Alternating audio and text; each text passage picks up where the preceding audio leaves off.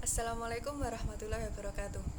Halo, apa kabar semuanya? Semoga selalu dalam keadaan sehat dan selalu dalam perlindungan Allah Subhanahu wa taala. Dan jangan lupa untuk selalu menjaga kebugaran tubuh dalam kondisi pandemik seperti saat ini. Dan juga tetap mematuhi protokol kesehatan yang ada dengan tujuan agar dapat memutus rantai penyebaran COVID-19. Oke, pada pertemuan kali ini saya akan membahas materi mengenai ilmu hadis riwayah dan juga ilmu hadis diroyah. Di sini kita akan mempelajari mengenai pengertian hadis riwayah dan juga pengertian hadis diroyah, pembahasan mengenai objek ruang lingkup, signifikansi ilmu hadis, sejarah perkembangan dan pembukuan, serta cabang-cabang ilmu hadis diroyah. Sebelumnya perkenalkan, nama saya Alvina Firahmati Maula. Saya seorang mahasiswi semester 1 di Universitas Sayyid Ali Rahmatullah Tulungagung atau biasa disebut UIN 1 Tulungagung. Di sini saya mengambil jurusan Psikologi Islam. Oke, baiklah. Langsung saja kita masuk ke materi yang akan kita bahas, yakni mengenai ilmu hadis riwayah dan juga ilmu hadis diroyah. Sebelum membahas mengenai hadis riwayah dan juga hadis diroyah, saya akan menjelaskan pengertian dari hadis terlebih dahulu. Hadis disebut juga sunnah, merupakan perkataan, perbuatan, ketetapan, dan persetujuan dari Nabi Muhammad SAW yang dijadikan landasan syariat Islam. Hadis dijadikan sebagai sumber hukum Islam selain Al-Quran. Dalam hal ini, kedudukan hadis merupakan sumber hukum kedua setelah Al-Quran. Hukum mempelajari ilmu hadis adalah fardu kifayah. Artinya, bila ada sebagian orang telah mempelajarinya di suatu daerah, maka gugur kewajibannya yang lain dalam mempelajari ilmu ini. Namun, akan menjadi fardu ain apabila tidak ada satu orang pun di suatu daerah mempelajari ilmu ini. Nah, kita akan memulai pembahasan mengenai hadis riwayat dan juga hadis diroyah. Yang pertama kita akan membahas mengenai pengertian hadis riwayah. Hadis riwayah merupakan ilmu pengetahuan yang mempelajari hadis-hadis yang disandarkan kepada Nabi Muhammad SAW, baik berupa perkataan, perbuatan, takrir maupun tingkah lakunya. Tujuan dalam mempelajari ilmu hadis adalah untuk mengetahui atau memilah hadis-hadis yang sahih dari yang selainnya, yakni mengetahui keadaan dari suatu hadis, apakah hadis tersebut sahih, hasan, atau bahkan dhaif atau lemah sehingga tidak dapat digunakan sebagai pegangannya. Yang kedua, kita akan membahas mengenai pengertian hadis diroyah. Hadis diroyah merupakan ilmu yang memiliki beberapa kaidah atau dasar hukum yang dengan kaidah-kaidah tersebut didapati keadaan perawi atau sanad dan yang dirawatkannya dari segi diterima atau ditolaknya. Baik, di sini saya akan menjelaskan mengenai sanad dan rawi. Sanad merupakan rentetan orang yang menghubungkan dari satu perawi hadis hingga sampai kepada Nabi Muhammad SAW. Sedangkan rawi merupakan seseorang yang menghimpun hadis Nabi ke dalam suatu kitab hadis setelah diambil hadis dari guru. Oke, selanjutnya kita akan membahas mengenai objek dan ruang lingkup hadis riwayah. Dari pembahasan mengenai pengertian hadis riwayah dan juga pengertian hadis riwayah di atas, dapat dipahami objek beserta ruang lingkup dari hadis itu sendiri. Objek dari ilmu hadis riwayah adalah matan hadis. Untuk signifikasinya adalah untuk mengetahui aspek validasi sebuah hadis serta makmul atau tidaknya hadis tersebut. Sedangkan objek ilmu hadis riwayah adalah meneliti keadaan masing-masing perawi hadis, kebersambungan tidaknya suatu sanad atau mata rantai, dan lainnya. Signifikansinya ilmu hadis diroyah untuk menetapkan status hadis sahih, hasan, dhaif, dan kepalsuannya. Adapun ruang lingkup dari hadis itu sendiri mencakup keberadaan suatu hadis pada referensi utamanya dan yang menjelaskan hadis tersebut. Selanjutnya kita akan membahas mengenai sejarah dan perkembangan pembukuan ilmu hadis. Sejarah perkembangan ilmu hadis dibagi menjadi 7 periode. Yang pertama merupakan tahap kelahiran. Pada tahap kelahiran atau pada periode ini berlangsung mulai fase sahabat sampai akhir abad ke-1 Hijriah. Yang kedua merupakan tahap penyempurnaan.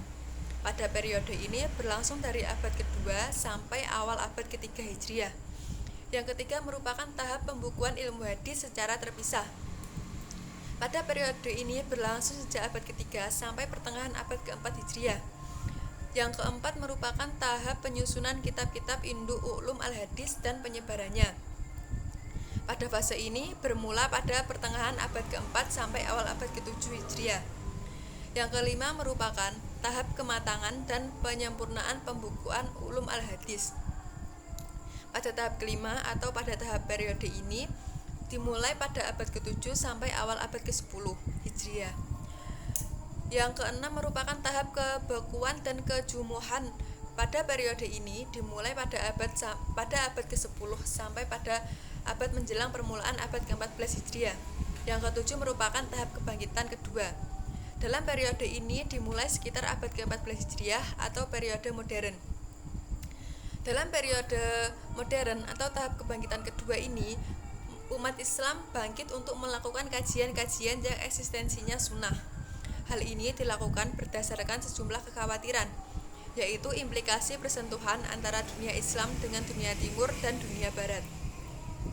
Sejarah dan perkembangan pembukuan ilmu masa keempat dan kelima dikenal sebagai masa revolusioner ilmu hadis, karena ada suatu pergeseran paradigma baru dalam ilmu hadis yang tadinya hanya bersifat hafalan menjadi gerakan tulis-menulis dalam kancah ilmu hadis. Kesadaran ini muncul karena berbagai faktor yang mengharuskan hadis itu ditulis dan dibukukan. Pada masa ini pula munculnya ilmu hadis baru seperti mustalahul hadis. Dalam ilmu ini juga dijelaskan beberapa tingkatan para ulama hadis yang bisa meriwayatkan hadis, antara lain yang pertama Amirul Mukmini fi'il hadis atau pemimpin orang-orang yang beriman dalam hal ilmu hadis. Yang kedua Al-Hakim, yang ketiga Al-Hujjah, yang ketiga Al-Hafid, yang keempat Al-Muhaddis, dan yang kelima Al-Musid. Gelar kehormatan di atas itu dari yang pertama kedudukannya dan yang paling tinggi sampai paling rendah. Seperti yang kita ketahui bahwa hadis dari fatwa-fatwa dari para sahabat dan tabi'in atau yang sahih dan dhaif para ulama seperti Imam Bukhari memberikan pula kesungguhannya yang mengagumkan untuk menyusun kaidah hadis, ushul-ushululnya, syarat-syaratnya, dan juga menentukan hadis maudhu. Selanjutnya kita akan membahas mengenai cabang-cabang ilmu hadis dirayah. Yang pertama merupakan ilmu rijal al-hadis. Ilmu rijal al-hadis merupakan ilmu yang membahas secara umum mengenai hal ihwal kehidupan perawi hadis. Yang kedua ilmu takhrij al-hadis.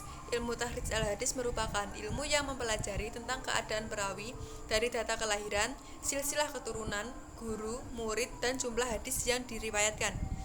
Yang ketiga merupakan ilmu jari al-ta'dil.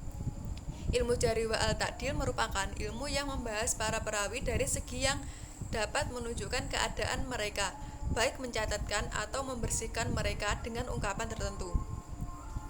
Berikutnya kita akan membahas mengenai cabang-cabang yang berpangkal pada matan.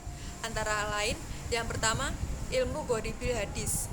Ilmu ghoribil hadis merupakan ilmu yang menerangkan makna kalimat yang terdapat dalam matan hadis yang sukar diketahui, makanya dan yang kurang terpakai oleh umum.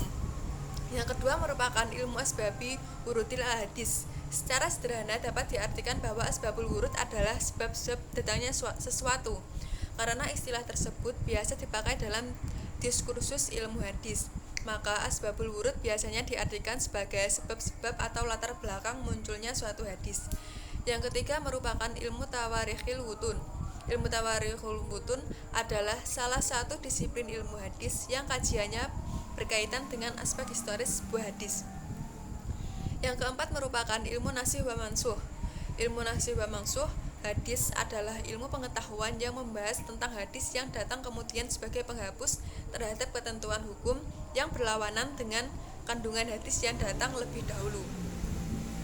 Yang kelima merupakan ilmu talfiqil hadis. Ilmu talfiqil hadis merupakan ilmu yang membahas tentang cara mengumpulkan atau mempertemukan hadis-hadis yang secara lahiriah isinya tampak berlawanan.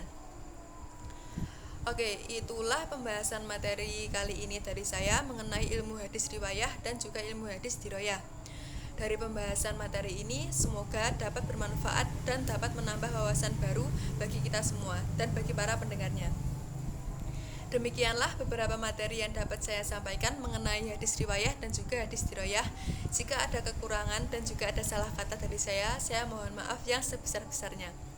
Terima kasih bagi yang sudah mendengarkan. Sekian dari saya. Wassalamualaikum warahmatullahi wabarakatuh. Terima kasih. kasih.